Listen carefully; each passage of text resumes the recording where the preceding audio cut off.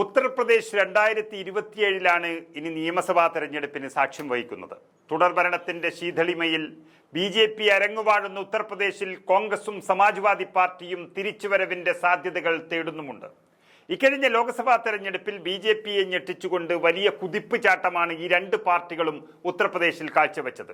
പിന്നാലെ നടന്ന ഉപതെരഞ്ഞെടുപ്പുകളിലും ഇന്ത്യ സഖ്യം നേട്ടമുണ്ടാക്കി. ഈ സാഹചര്യത്തിൽ 2027 നടക്കുന്ന നിയമസഭാ തെരഞ്ഞെടുപ്പിൽ ഒരു കൈ നോക്കാനുള്ള ഒരുക്കമാണ് കോൺഗ്രസും SP-യും ഇപ്പോൾ നടത്തുന്നത്.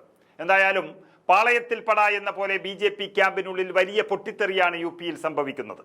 അതിന്റെ ഗുണഫലം സ്വന്തമാക്കാൻ കോൺഗ്രസും സമാജ്വാദി പാർട്ടിയും ഇറങ്ങുമ്പോൾ UP-യിൽ വലിയ പോരാട്ടത്തിന് കളമൊരുങ്ങിക്കഴിഞ്ഞിരിക്കുന്നു. 2021 അഴിമതിരഹിത സംസ്ഥാനമാക്കുമെന്ന് മുഖ്യമന്ത്രി ആദിത്യനാഥ് പ്രഖ്യാപിച്ച ഉത്തർപ്രദേശിൽ അഴിമതി എല്ലാ സീമകളെയും ലംഘിച്ചുവെന്ന് ആരോപിച്ച് BJP MLA പരസ്യമായി രംഗത്ത് വന്നത് കേന്ദ്ര നേതൃത്വത്തിനെ പോലും ഞെട്ടിച്ചൊരു വിഷയമാണ്.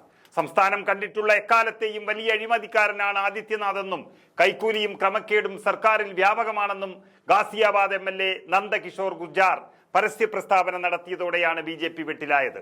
സംസ്ഥാന ചീഫ് സെക്രട്ടറി മനോജ് കുമാർ സിംഗ് വൻ അനുവദിക്കാരനാണെന്നും പല ഉദ്യോഗസ്ഥരും അയോധ്യയിൽ ഭൂമി തട്ടിയെടുത്തുവെന്നും നന്ദകിഷോർ വ്യക്തമാക്കി കഴിഞ്ഞു. സംസ്ഥാനത്ത് അഴിമതി വ്യാപകമാണെന്ന വാർത്തകൾ പുറത്തു വന്നുകൊണ്ടിരിക്കെയാണ് നന്ദകുമാറിന്റെ പ്രസ്താവന വന്നത്.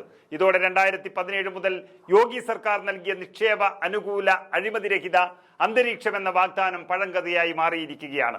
സംസ്ഥാനത്ത് വ്യാജ ഏറ്റുമുട്ടലുകളും പശുക്കളെ കൊല്ലുന്ന സംഭവങ്ങളും നടക്കുന്നുണ്ടെന്നും ഉദ്യോഗസ്ഥർ ജനങ്ങളെ തെറ്റിദ്ധരിപ്പിക്കുകയാണെന്നും നന്ദകിഷോർ ആരോപിക്കുന്നു. ഇവിടെ അഴിമതി നടന്നതുപോലെ മറ്റൊരു സംസ്ഥാനത്തും നടന്നിട്ടില്ല, എന്നാൽ മാധ്യമങ്ങളെ ഉപയോഗിച്ച് രാമരാജ്യമാണെന്ന പ്രതീതി സൃഷ്ടിക്കുകയാണെന്നും ആ BJP MLA ആരോപിക്കുകയാണ്.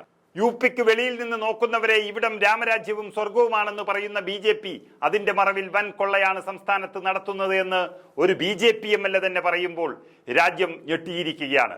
കൈക്കൂലി കേസിൽ IAS ഉദ്യോഗസ്ഥനെ കഴിഞ്ഞ ആഴ്ച സസ്പെൻഡ് ചെയ്തിരുന്നു.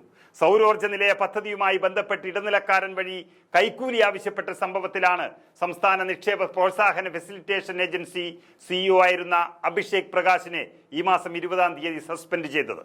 അഴിമതിയും അക്രമവും കൊള്ളയും കൊലപാതകവും എല്ലായിടത്തും വ്യാപിച്ചു എന്ന് BJP MLA തന്നെ വെളിപ്പെടുത്തിയിരിക്കുകയാണെന്നും UP-യിൽ എന്താണ് നടക്കുന്നതെന്നും സമാജ്വാദി പാർട്ടി നേതാവ് അഖിലേഷ് യാദവ് പ്രതികരിച്ചിരിക്കുകയാണ്. കഴിഞ്ഞ വർഷം നവംബറിൽ വലിയ തൊഴിൽ തട്ടിപ്പാണ് UP-യിൽ നിന്ന് റിപ്പോർട്ട് ചെയ്തത്.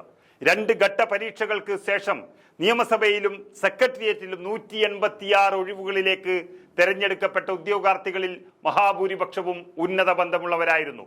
ഒരു മന്ത്രിയുടെ അനന്തരവൻ, ലെജിസ്ലേറ്റീവ് കൗൺസിൽ സെക്രട്ടേറിയറ്റ് ചുമതലക്കാരന്റെ മകൻ, പാർലമെന്ററി കാര്യവകുപ്പ് ചുമതലക്കാരന്റെ 2 മക്കൾ, ഡെപ്യൂട്ടി ലോകായുക്തയുടെ മകൻ എന്നിവരാണ് പട്ടികയിൽ ഉൾപ്പെട്ട പ്രമുഖരിൽ ചിലർ.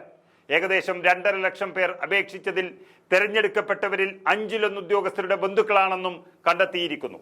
ഇത് വലിയ വിവാദമായി നിൽക്കുന്നതിനിടെയാണ് BJP MLA കൂടി രംഗത്ത് വന്നതും യോഗി ആദിത്യനാഥിന്റെ മുഖത്തടിച്ച പോലെ ആരോപണം ഉന്നയിച്ചതും.